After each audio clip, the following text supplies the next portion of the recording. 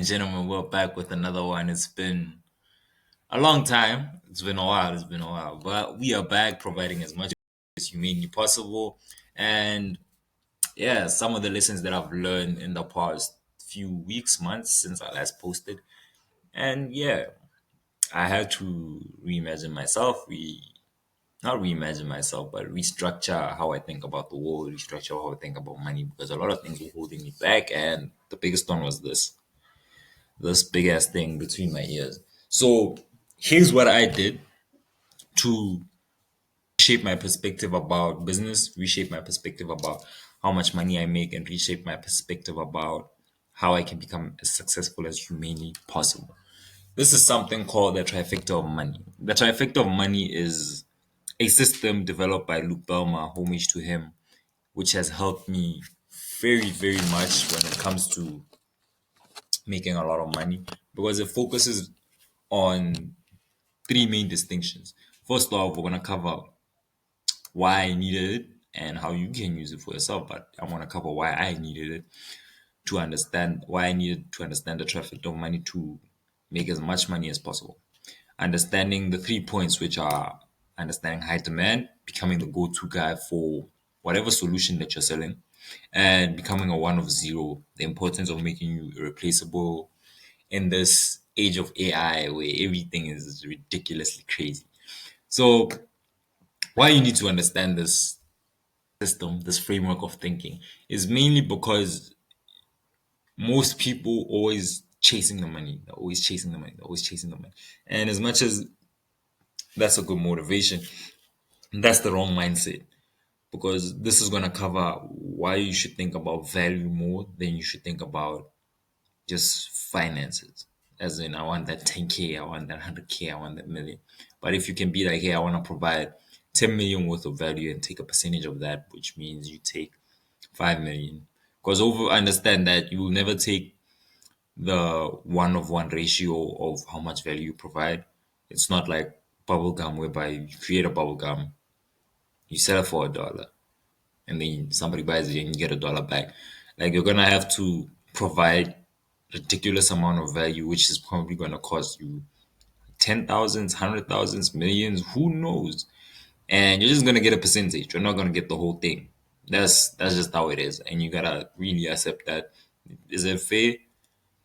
Honestly, it is, man. Like, well, that's just how it is. If you look at Elon Musk, he's moving people to another planet. Like 300 billion isn't really enough, being honest. Like that's starting a new population or a new, yeah, populating a new place.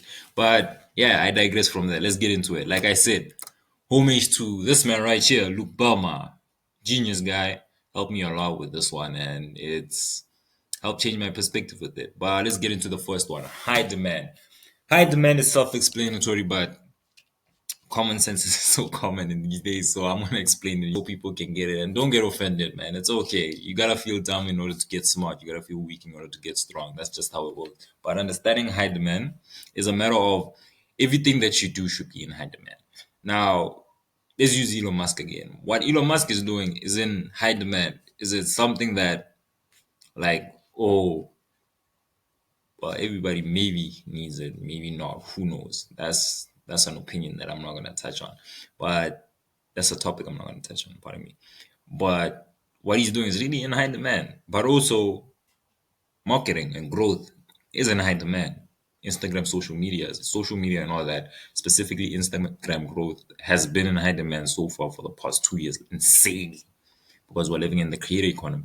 Copywriting, as much as it's in high demand, it's not as much as it used to be in 2021. Why? AI, artificial intelligence. So you have to understand high demand in a sense of, okay, what is a problem that most people need, and what skill sets do I have or do I need to develop in order to solve that problem? Now, you don't have to be like a million people need this. It just has to be, oh, there's a gap in this place and I can do it better than the next person. That's a better way to put it. I can actually do it better than the next person. And then you gotta also think about scalability. Now, when you're starting out, I don't want you to overemphasize on scalability in a sense of, oh, you want 100 clients, 100,000, whatever. Like, if you can get a group of people which is equating from 500 to 1,000, and you can just take, well, depending also on your niche, but you can just take like five, that's fine. But that depends on your niche. If you're in B2B, five is fine. Like you just need five clients, which all pay you 5K, and you get 25,000 just like that. Boom.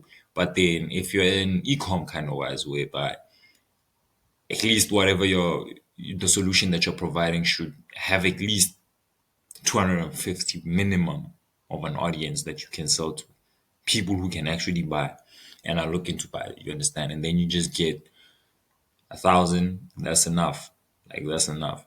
You get my point. So you gotta understand that you gotta do your own market research. There's a scientific method, also something that I learned from Luke Dharma, whereby you go through the whole process to validate whether what you're doing is actually the best possible option for you right now. Finding a product market fit. Once you validate the idea, finding a product market fit or good offer or whatever, however you want to put it, is just a matter of putting it out there and iterating as much as you possibly can. Because you're probably going to have 15 to 30 iterations until you can land that one whereby it's like, yes, I found gold. Understand? And then scalability, that's something once you have a foundation of, okay, my offer is good and I have a brand, I have whatever, something people need, I can scale heavily right now and make as much money as humanly possible. Now, for me, I'm in software, and that is like the framework. That is really the framework. Once you find something that, oh, we're on my 15th iteration and it's good, everybody likes it, everybody's recommending it, it's growing more via referrals more than it's growing via our own marketing,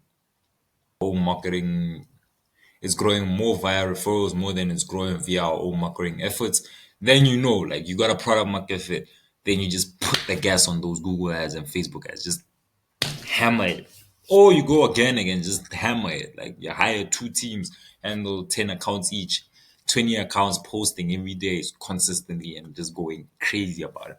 Next, you have to become the go-to guy. Number one, what does the go-to guy mean? You have to master the skill, and you can't master the skill unless you actually do it. I get it when you're starting that you're gonna be bad at when you get it. Like that's just how it is. If everything that you start with, you're gonna be bad. If you're driving, you're learning to drive. Like I learned how to drive when I was 13. I think I was 13. I scratched my mom's car. Yeah, was it an interesting day for me that day? Definitely. But now it's like, yo, I drive effortlessly. Like I'm consistently. I've consistently been driving, and that's just become a skill that I can do without really thinking. You get my point. Now you can take that and use it in skills that you can monetize, and you can understand that you can get better. You can develop the skill. Skills are learnable. That's the thing that people don't understand. If you something is a skill, then it's learnable. Now, most people like to enclose themselves on what's a good skill, what's not a good skill, but a lot of things are skills that are learnable, i.e., talking to women. Like a lot of men struggle with that. It's a skill talking to women. Like you can learn it. Just say hi and don't overthink it. I don't know why you worry about that. Or making money, sales, marketing, copywriting, growth, Instagram growth, virality on TikTok, all of that, communication, talking on YouTube. That's a skill. Everything is a skill. If you can actually sit and look at a person and be like, okay, this person at this age didn't know what the heck he was doing and he has figured it out.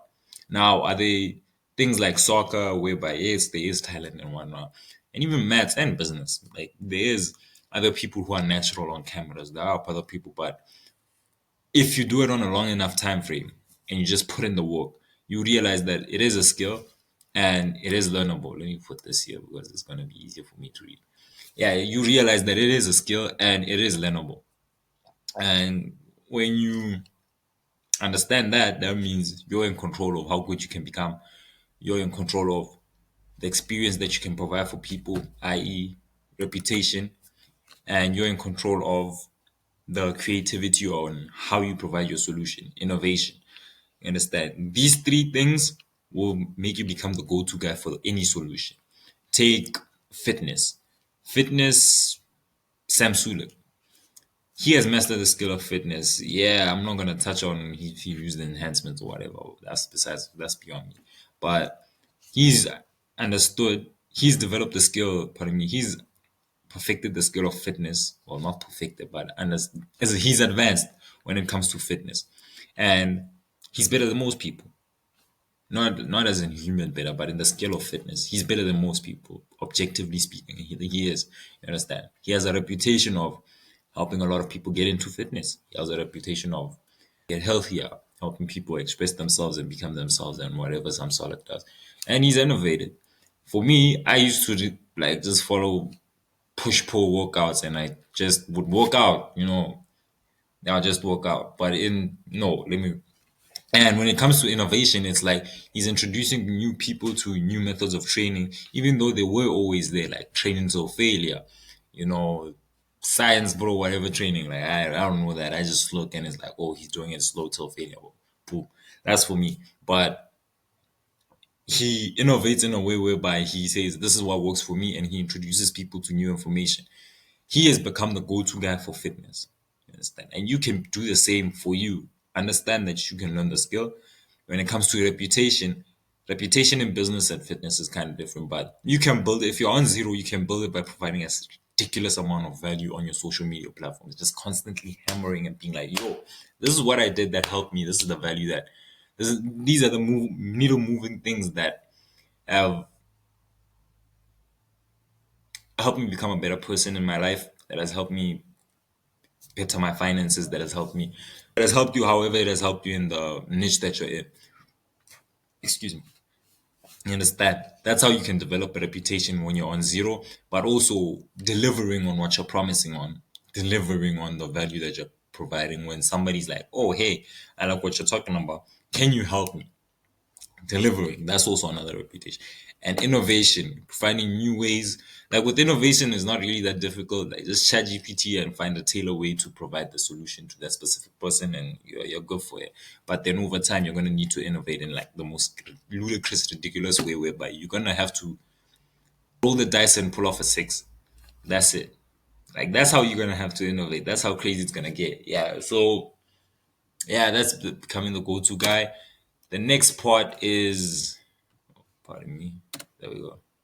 Becoming irreplaceable. Three key points to becoming irreplaceable: adapt, customer relationships, and unique value. When it comes to adapting, I want you to understand this. AI is here to stay. We all know that, but I'm just drilling it in for you guys. AI is here to stay. AI is going to cause a lot of madness. A lot of businesses are going to be put out by the guys that use AI, that know how to use artificial intelligence, that max out the efficiency and the capabilities using artificial intelligence. And there's a friend of mine who was like, "Oh no, I don't want to use AI because it's not me, it's not authentic." And I told him, "Do you want full marks or do you want money?" You understand? And he looked at me and he was like, "Oh shit." You get my point. So you have to understand this. If you don't want to really use AI, or you want to be like my friend and be like, "Oh, I don't want to use AI because it's not authentic," remember this: do you want full marks or do you want money? Remember that. Yeah. So let's get into the first one: adapting. Now, there's three key ways where you can win in the market, whatever market that you're in. First one: better quality at the same speed of your competition. That's self-explanatory, but I'm just going to give you a summary of it. If me and you are copywriters and I deliver better copy, but at the same time as you do, I'm going to beat your ass. Simple. The next one is same quality, but way quicker than you. Again, with the copywriting example, is let's use a fitness one this time. If you're a trainer and I'm a trainer, but then I can get people fitter in 60 days, whereby you need 90 days, I'm going to win. Same quality, but just quick. I just get people to do things quicker. Maybe I increase the volume of how they work out. However, the case is, I just get it done quicker.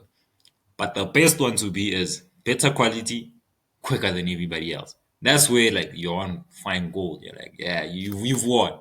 You got the best part. You get my point. Whereby you deliver better quality quicker than everybody else. If I am doing copy and my copy is better than yours, and I deliver 4 days earlier than you said you deliver, I'm gonna beat you. That's the simple thing.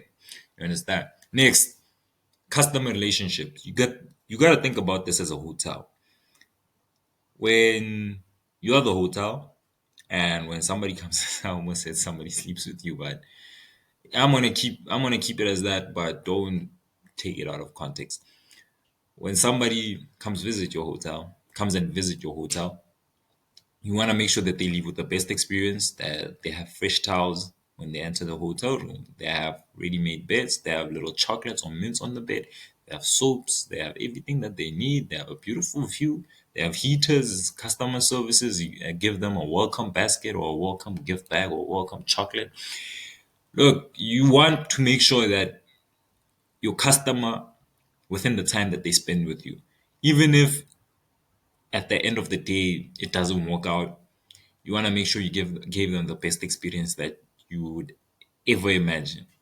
You understand? You want them to be like, okay, circumstances didn't just allow us to work together, but I would refer you to my highest echelon business partners who are doing four times the amount of doing, because you're a great man and you're a good person and you've treated me well. Because honestly speaking, if you can nail the adapting part, even if it's just better quality, same speed, or B, whereby it's same speed or same quality, better speed, and you just give them that unforgettable experience whereby you're responsive, you deliver, you're respectable, you communicate thoroughly so that you can get each other on the same page. Like that's where you're gonna win. That's like boost in your success, especially when it comes to, well, all businesses working with people, but especially when it comes to B2B, whereby you're working directly with people, or even B2C, whereby you're doing e-commerce, whatever, so on and so forth. The third thing is unique value. You have to understand this: there's 101 people who are doing the same thing as you, especially in this online digital age. If you are just like every time taking here, whereby you say, "Hey, are you using an email list or whatever?" I'm just gonna ignore you. But you can have the same product as others, you can have the same services as, but if you can position yourself in a unique manner whereby you intrigue the curiosity and you show that you're the most valuable option right now, then like you win. That's it. Like you just gotta think outside of the box.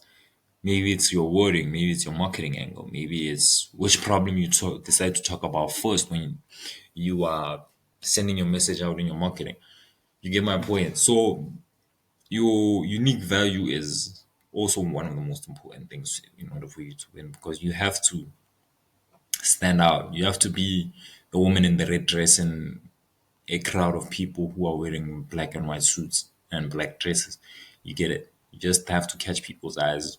However, without black marketing and dragging other people's names. I don't believe in trying to be like, oh, Homozi, Dark Secrets, blah blah blah, and trying to drag other people's name.